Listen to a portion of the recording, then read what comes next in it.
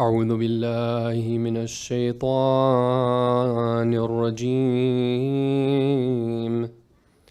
بسم الله الرحمن الرحيم. الحمد لله رب العالمين. لا حول ولا قوة إلا بالله العلي العظيم. والصلاة والسلام على أشرف الأنبياء والمرسلين وخاتم النبيين وسيد المرسلين أبي القاسم محمد.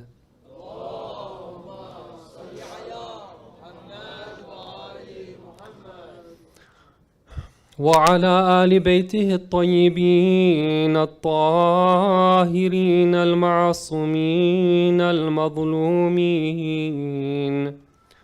ولعن الله الدائم على أعدائهم أجمعين من يومنا هذا إلى قيام يوم الدين. السلام على الحسين وعلى علي بن الحسين وعلى أولاد الحسين وعلى أصحاب الحسين. Respected elders, brothers, sisters, we thank Allah for this honor and opportunity to be present in a majlis commemorating the martyrdom of Imam Hussein alayhi salam. May Allah reward you all for your good intentions in organizing and sponsoring and participating in this program. We hope that the Imam of our time is pleased with us, and we hope that we can be counted as those who mourn with him, as definitely in these days and nights his heart is heavy due to, of course, the current events that are taking place, and also as he remembers what happened to his grandfather. In order to attract a special attention of Allah and in order to please the Imam of our time, please recite one more salawat.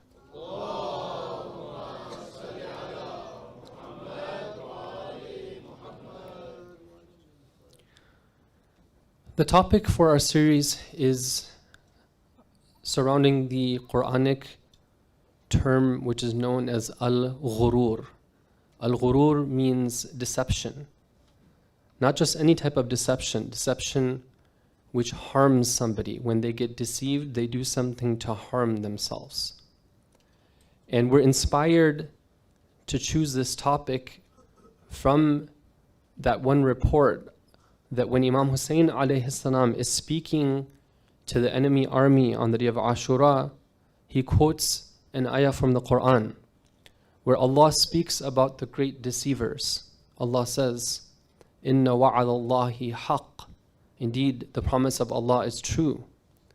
فَلَا تَغُرَّنَّكُمُ الْحَيَاةُ الدُّنْيَا. Let not the worldly life deceive you. وَلَا يَغُرَّنَّكُمْ بِاللَّهِ الْغَرُورِ. Nor should you let the great deceiver deceive you. So what we've been doing is looking at this concept of Quranic deception, meaning that when the Quran warns us about being deceived, how does it inform us about this? What are the techniques that Satan uses to get us into a type of deception where we think that we're doing the right thing, we think we're on the right path, but actually we're taking a path in which we're harming ourselves. We looked at the topic of distorted reality. And then we looked at the topic of taswif, or procrastination. And the latest topic that we're covering is that in which Shaitan enters into our relationships and he causes those relationships to be sabotaged. This derives from different ayahs in the Quran. One of them is where Shaitan takes an oath. He says, Rabbi, بِمَا أَغْوَيْتَنِي, O my Lord, on account of how you have misled me, لَأُزَيِّنَنَّ لَهُمْ فِي الْأَرْضِ, I will do something. I will definitely, he takes an oath, I will definitely go and make things attractive to them in the earth. وَلَأُغْوِيَنَّهُمْ, and I will definitely, I'm taking an oath, I will definitely deceive them in that way. أَجْمَعِينَ, all of them. إِلَّا عِبَادَكَ مِنْهُمُ الْمُخْلَصِينَ, except for those of your servants who are the chosen ones. They will not be deceived. They will not be subject to this trick and this game of Satan. This is a pretty weighty oath that Shaitan is saying that one of the things he's going to do for us is make the bad seem good. He's going to make the ugly seem beautiful, and we're going to be pushed and pulled towards that direction of taking a path of ugliness, a path of evil, thinking that it's something which is good. One of those areas in particular where we see him actively doing this is in relationships. You know, there's a story that's told, and it's repeated in many books of Islamic ethics, that one time there was a man who goes to, this was back in the days, he wanted to buy a slave from the slave market. This is back when they used to have them. So he finds a slave that he thinks is going to be very good for the purposes that he wants. He has exactly the right qualities that he's looking for. And he makes an offer, but the person he's making the purchase from, he says that, just let me tell you one thing, that he has a negative quality. His negative quality is that he likes to tell tales, and he likes to incite dispute amongst people. He thinks to himself, he says that, well, I'll live with that, right? I'm getting what I need, I'll live with that. And he brings him home. Soon enough, the slave goes to the wife of this man and tells her that, you know, your husband doesn't really love you, but I know that you love him. And so if you want, I have a way for you to regain his love. All you have to do is cut off some hairs from his beard and give it to me, and then I'll have some, you know, spells or incantations that I can do, and everything will be fine between the two of you. She says, oh, really? Okay, tell me, how can I do that? Because it's not so easy to just go and cut off somebody's beard. He says that no problem. At night when he's asleep, just take, you know, a razor blade and do what you have to do. She said, okay, fine. Then he goes to the husband, and he says that, do you know that your wife, you know, she doesn't really like, you know, she has plans, right? And she actually is plotting to do something against you. If I were you, tonight, I wouldn't maybe fake that you're asleep, don't actually fall asleep, and see what happens.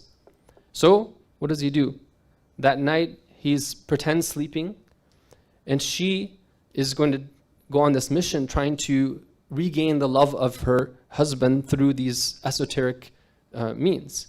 She goes, she takes the blade and raises it, right? He's waiting for this moment. He realizes that, okay, maybe what he said was true, and he gets very angry, and he, you know, gets physical, and eventually, like, he ends up, you know, killing his wife.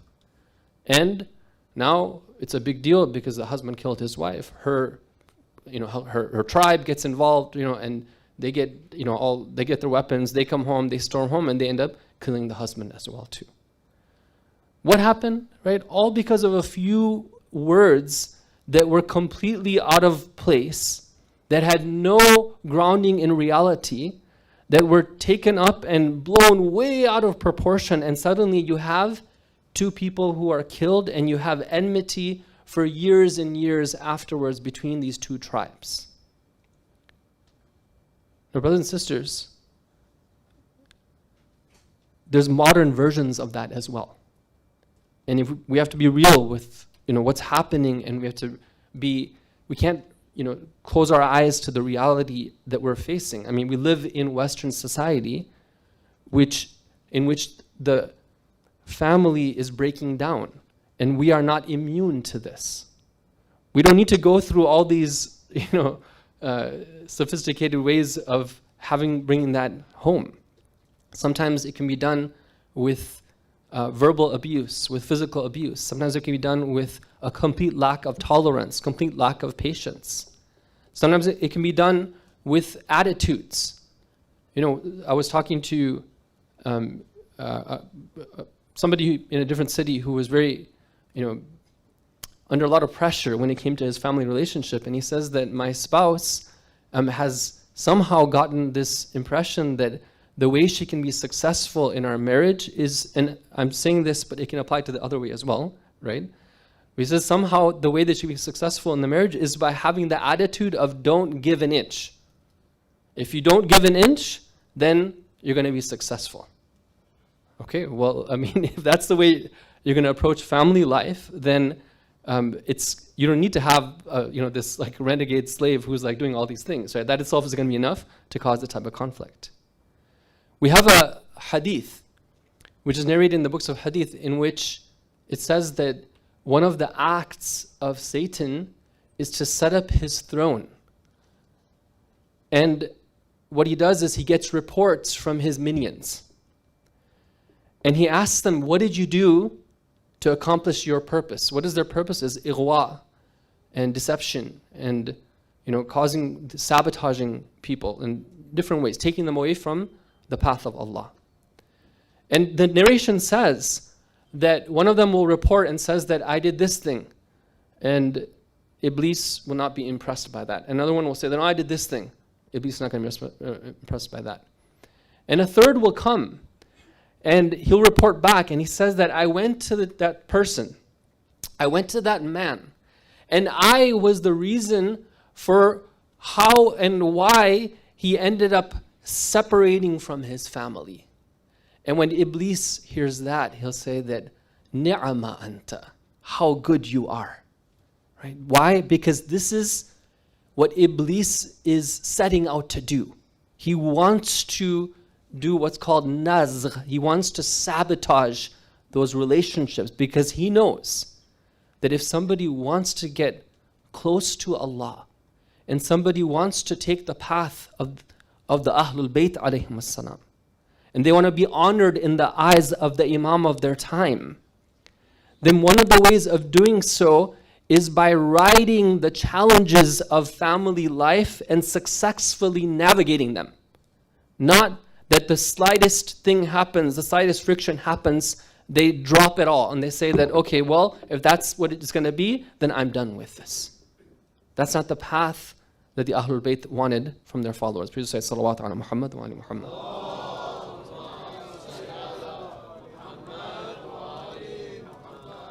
So brothers and sisters, this affects everyone in this room because everyone has connections, everyone has families. And it's important that we prepare for this and we learn those techniques. One of those techniques which is very important, is to gain a proper understanding of the system that Allah has placed to govern our relationships and to commit ourselves to that system, which is known as the system of huquq. I spoke about it last night. I mentioned that one of the things that sometimes is ignored is that no matter who you are in a relationship, there are certain common huquq, common rights that must be observed, irregardless of the situation. Even if it is the most senior person in that relationship and they're speaking with the most junior relationship, there's no grounds for them to abuse these types of huquq. We spoke yesterday about respect. It's not okay for anybody in a family to disrespect somebody else. Even if they're trying to teach them, they're trying to guide them, they're trying to point out their errors, they're trying to, let's say, discipline them in some cases if they have to, but they cannot do so in a way which is disrespectful. That is outside of the fold of, it's prohibited in Islam. The other thing we talked about is the importance of being ready to help one another. Tonight, inshallah, I want to cover 3 or 4 other of these shared huquq, which are so important for our relationships. Please say salawat ala Muhammad wa ali Muhammad.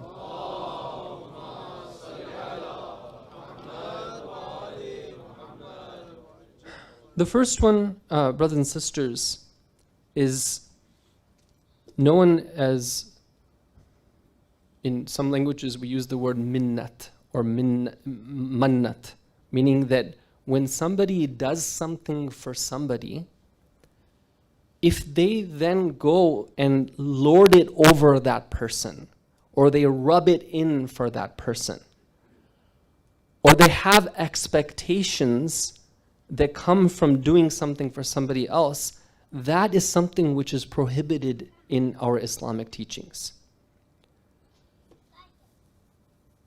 We know that having families and having relationships involves, giving and also taking, but involves giving. And sometimes the giving is more than the taking, depending on what somebody is doing.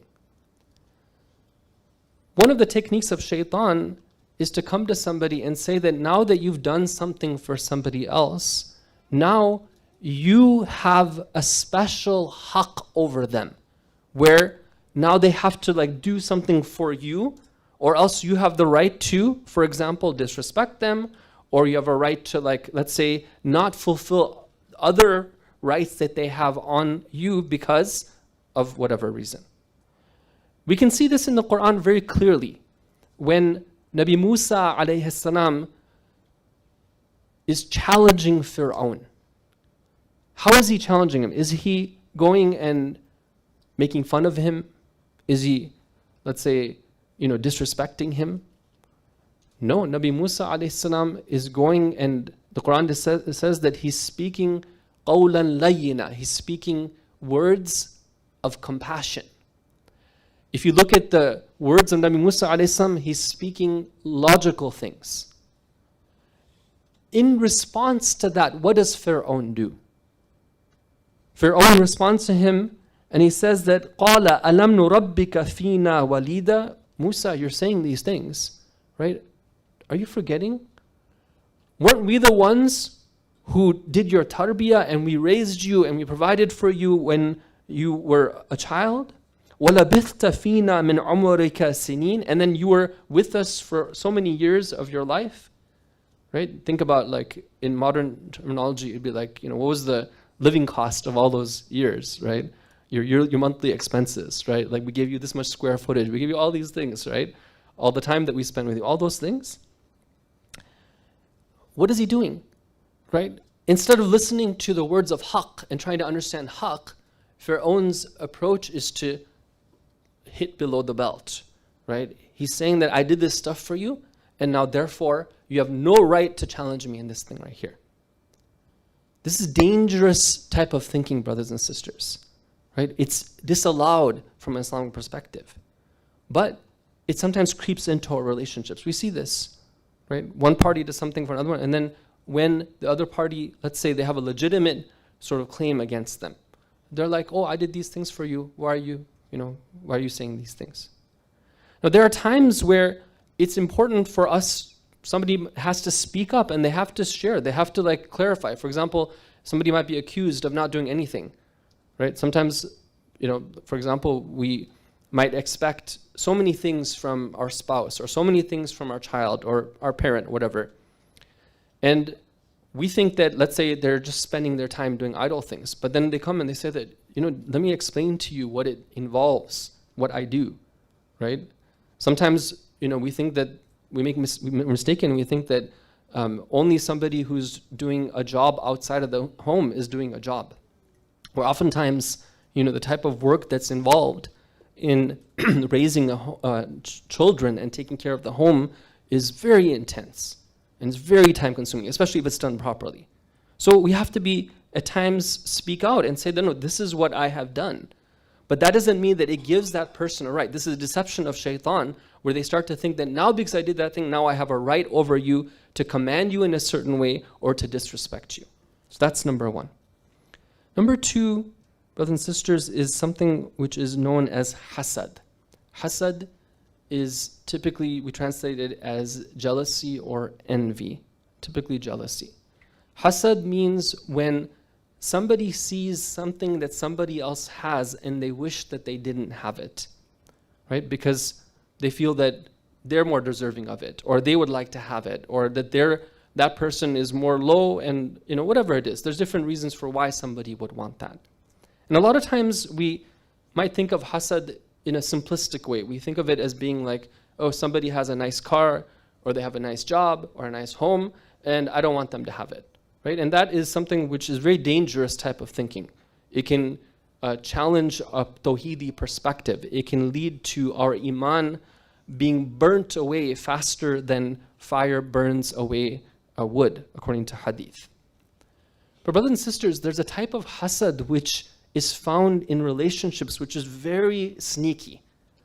And it's very interesting that we have advice and guidance from the Ahlul Bayt alayhim salam regarding a special type of hasad which is in relationships. Let me quote to you a hadith which is from Amir al-Mu'minin Imam Ali alayhi salam. Say salawat.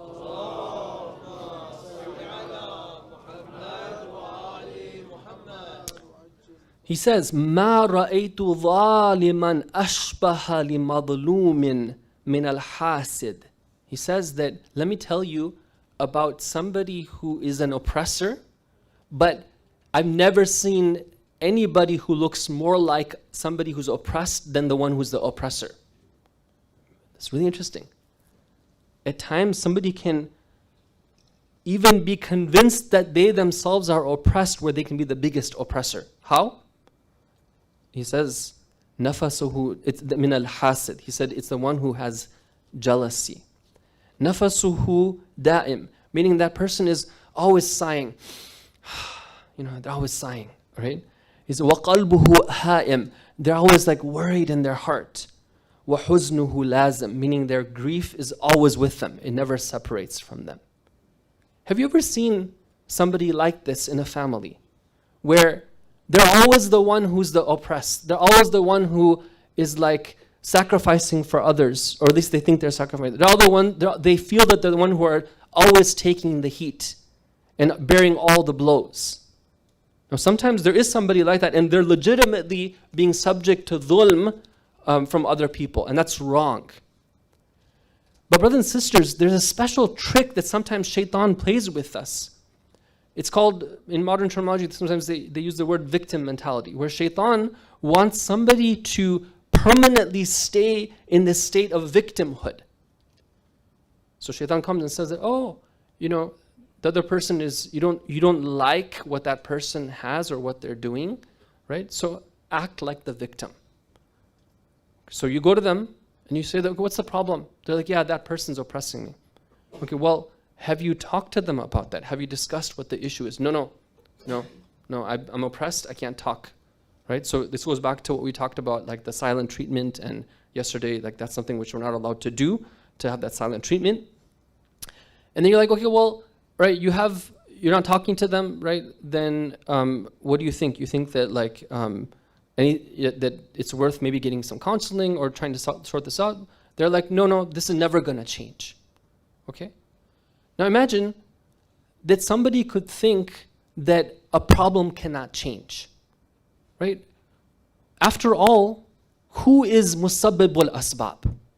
Who is in charge of every single thing that happens in this universe? Everything that falls from the sky, everything that goes up to the sky, every wet and every dry, every single thing is in the book of Allah. How can somebody ever say that a problem in a family cannot be solved? Right? This is questioning the authority of Allah. So this is very tricky and subtle, where somebody, the reason why they're acting like this is not because they're actually madhloom. It's because they don't like that somebody else has something that they don't have. And this comes up all the time. You might have a family member who sees another family member, finding happiness doing something, but they themselves don't have that happiness. So they say that, okay, well, I'll use this technique and act like I'm the one who's being hurt here in order to somehow solve the situation, or just whatever. It's a type of dependency that's created. Or, somebody sees that that person isn't as needy as they were before. Sometimes this is a natural thing that as people get older, they get more mature, they might not need, for example, their parents as much. They still need them very much, but they don't need them as much. Now, the parent might feel that, my child doesn't like me anymore, And so therefore they might get into this thing that I've been oppressed by my child, where that's not the case, right? The child, this is a natural sort of thing, right? We don't need to necessarily, have that same level of connection, because alhamdulillah, because of the efforts of the parents in raising them, now the child is more independent. This is a very logical thing. But practically, we see a lot of issues come back to this thing right here. Please recite salawat ala Muhammad wa ala Muhammad.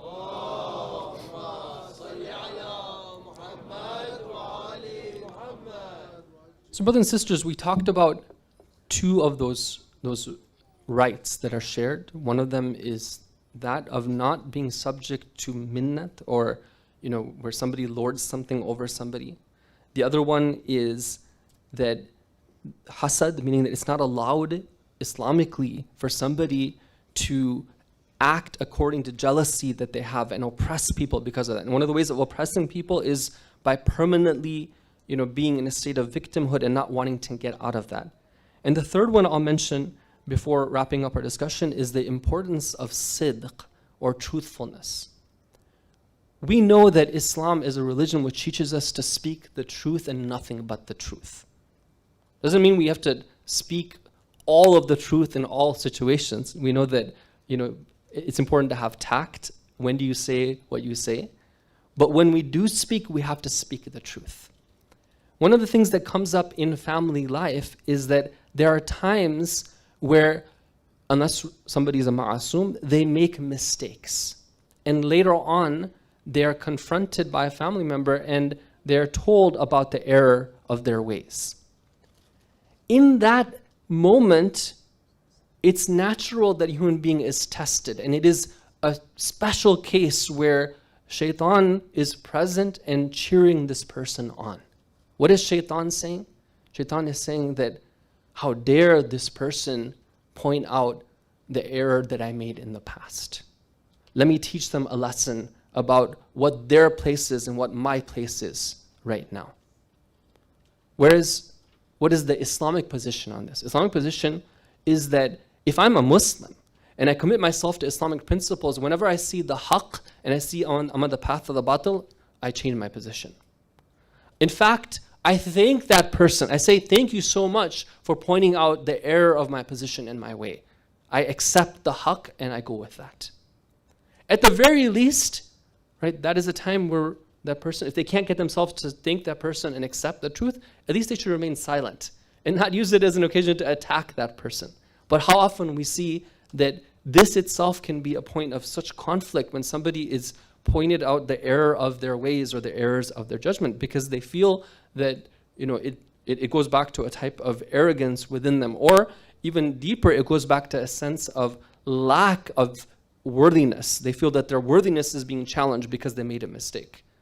Brothers and sisters, we have to realize that al-haq is Allah.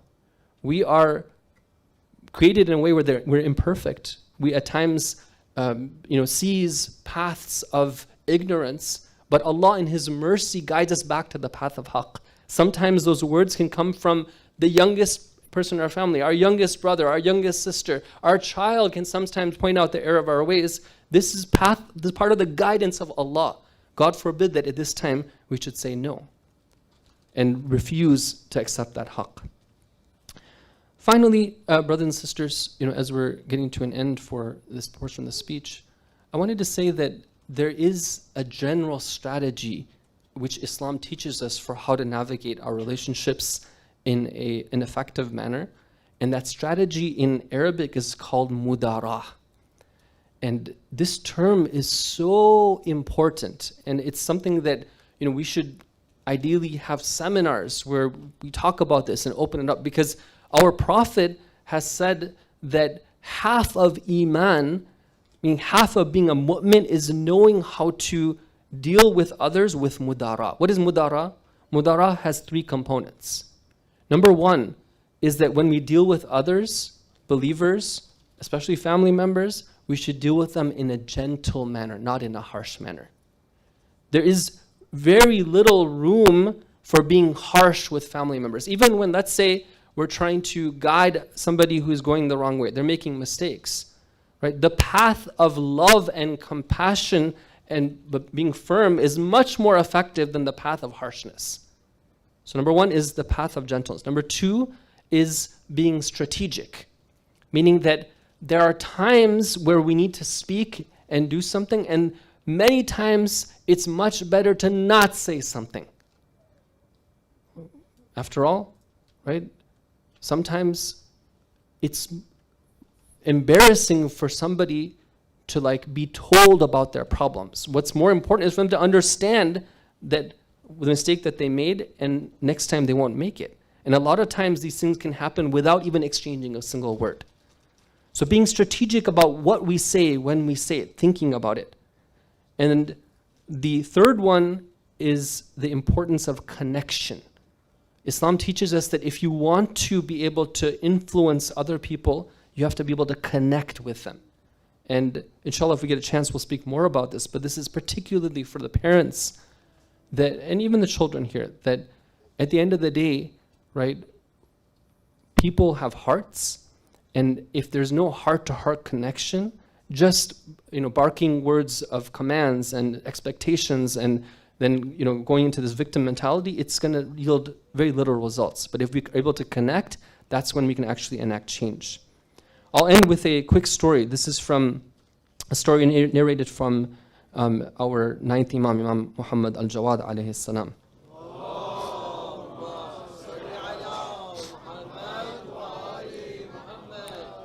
This is such a beautiful story. There was one of his companions who writes him a letter, and he says that I have a problem.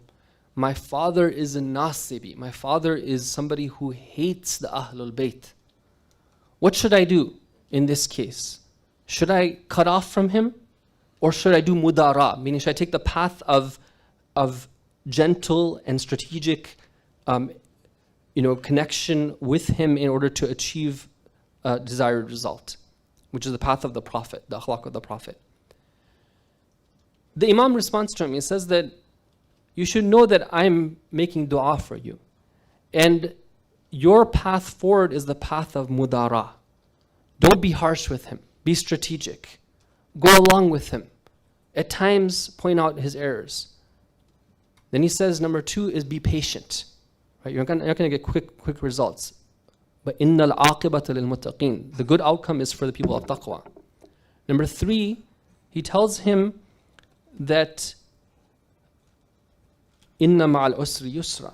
That with difficulty there's ease as well. Number four, he tells him that you should remember at all times you are under our wilaya and the wilaya of Allah. This hadith is so golden. I feel like we could spend a whole lecture series just opening up each part of that. But I'll leave it at that. What happens in the hadith, it says that that man receives the letter. He takes the instructions of the Imam to heart. And later on, he reports back to the Imam. He says that my father had a change of heart. Right now, he is one of your most ardent supporters and followers. And everything I tell him, he does. Who was this? This was somebody who was a hater of Imam Ali alayhi salam, but he turns into the biggest supporter of Imam Jawad alayhi salam. Brothers and sisters, right, when we're dealing with people who are Shias, lovers of the Ahlul Bayt, if he can do it with the Nasibi, then definitely if we take this path with followers of the Ahlul Bayt, inshallah we will be successful. Please recite salawat.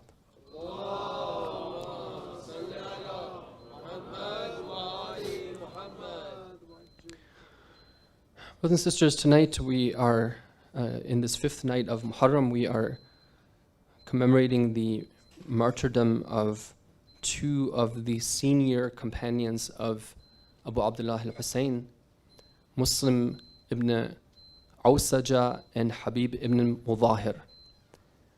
Both of them were companions of our Prophet. They were companions of Amir al-Mu'mineen alayhi salam.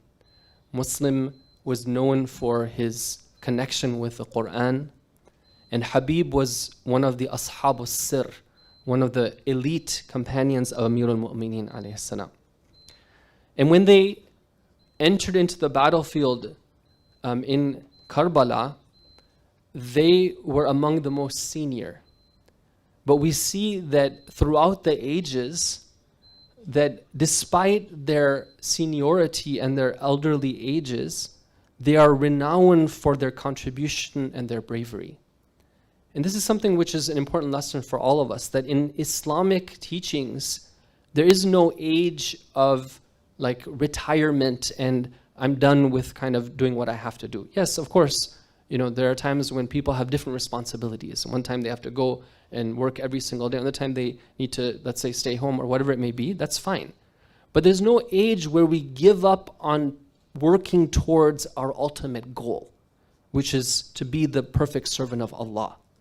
And as long as somebody is always striving for the utmost in terms of excellence of their ethics, they are considered to be a fatah, meaning somebody who is chivalrous, somebody who is noble, somebody who is youthful even in their old age.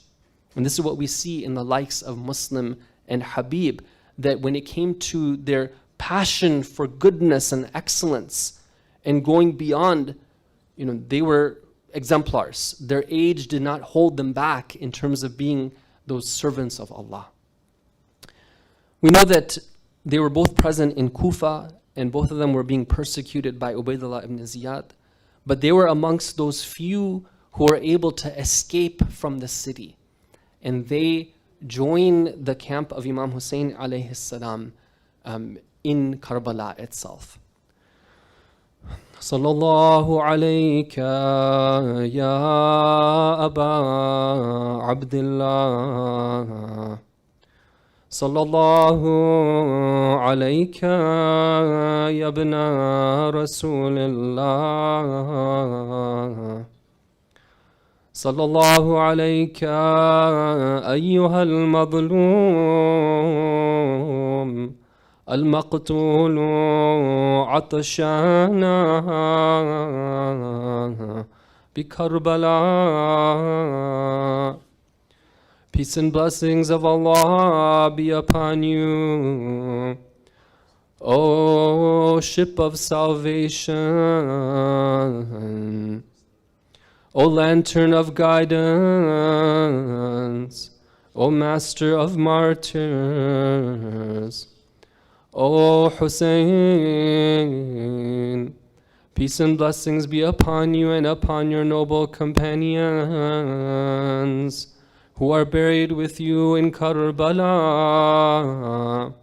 We say to them, if only we could have been with you and attained that great victory that you attained. We can imagine when these two great companions of Rasulullah and Amirul Mu'mineen were entering the camp and they were joining the companions of Imam Hussein, that Sayyidah Zainab might have been happy to see these elderly men that she remembered from her childhood joining the army of Imam Hussein. Habib ibn Mudahir was very dear to Imam Hussein. He had a special position among the companions. On the day of Ashura, he was in charge of the left-hand side of the army. At times, Imam Hussein wanted to make a decision. He would consult Habib. He would ask him his opinion. On the night of Ashura, Habib goes to Imam Hussein. He asks him, "O my master, would you allow me to go to my tribe, Bani Asad, and recruit some soldiers so they can join us tomorrow when we fight the enemy?" Imam Hussein tells him that, "Go, Habib, see what you can do." Habib goes to his people. He gives a passionate speech. Many of them are convinced. They join him, but there's a spy amongst them who informs Umar ibn Sa'ad. That contingent is intercepted by some of the soldiers of Umar ibn Sa'ad. Habib has to return alone.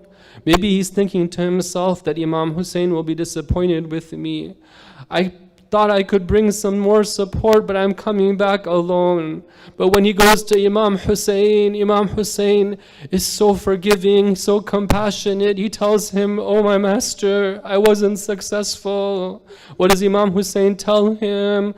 "La hawla wa la quwwata illa billahi al-aliyyil azim." "O Habib, there is no power or might except with Allah. Allah is the one who is great. Allah is the master. Everything that happens is with His permission and is in His control." The next day, as they're getting ready to fight the battle, Muslim ibn Awsaja was there with Imam Hussein. Habib is with him. They are fighting the enemy army. At a certain point, Muslim is attacked by the enemy. He falls to the ground. The enemy is very happy. Muslim was somebody who had so much reputation. They are gloating over their victory. But one of them tells him that, do you know what you've done? You've killed somebody who is one of the bravest of all the Muslimin. He would be fighting the enemies in the earlier battles before the Muslim ranks were even ready. Imam Hussein alayhi salam rushes to the side of his old friend Muslim. Habib rushes to the side of his old friend Muslim. They are now perched by the side of Muslim. Imam Hussein alayhi salam makes a dua. He says, may Allah have mercy on you, Muslim. What an excellent man you were. Habib ibn Mudahir, he turns to his old friend who is now breathing his last. He asks him, oh Muslim, do you have any advice for me? Do you have anything that you want me to do for you? What does he tell him? He says that, oh Habib, fight and do not let yourself live and do not let him be killed before you are killed. Usika bihada, my only advice to you, oh Habib, is that you be with the Imam of your time, never leave his side.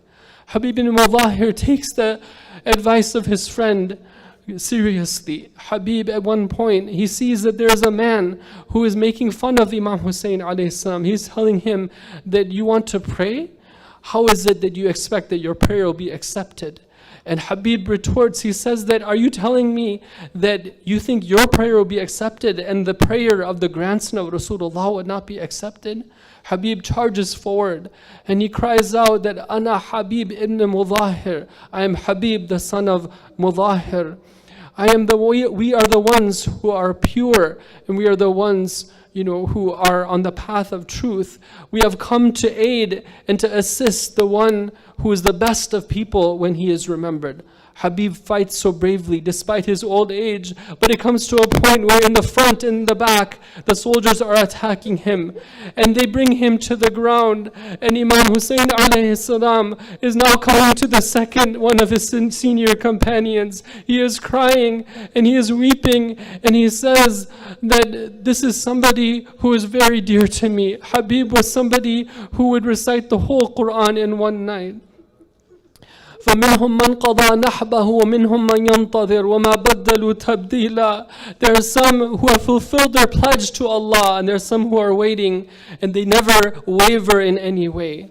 One narration says that present in Karbala was the young son Qasim of Habib. Qasim sees that the enemy soldiers behead Habib, and he then marks the soldier who is the head strung over his horse. He follows him as he makes his way to Kufa. As he goes to the palace, at a certain point, the soldier recognizes and realizes that he's being followed by this boy. He turns to him and he asks him, oh my son, why are you following me? Why is it that whenever I go somewhere, you are following me? He says that my name is Qasim.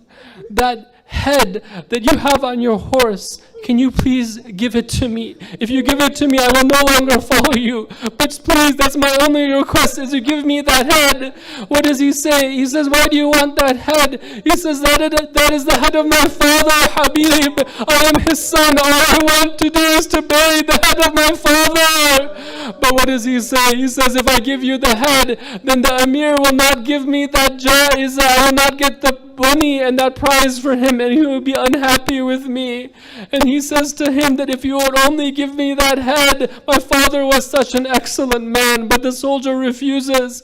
Brothers and sisters, this is that young boy who is looking at the head of his father. It reminds me of the time when the daughters of Imam Hussein will be taken to the court of Yazid. Yazid will be trying to cover something with his body, but at a certain point they will see that behind him there is a head. They will look at that head and they will recognize that this is the head of their father Hussein.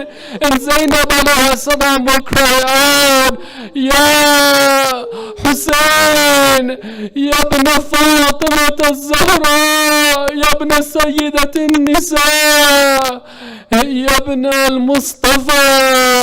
ألا لعنة الله على القوم الظالمين، وسيعلم الذين ظلموا أي منقلب ينقلبون. مات حسين.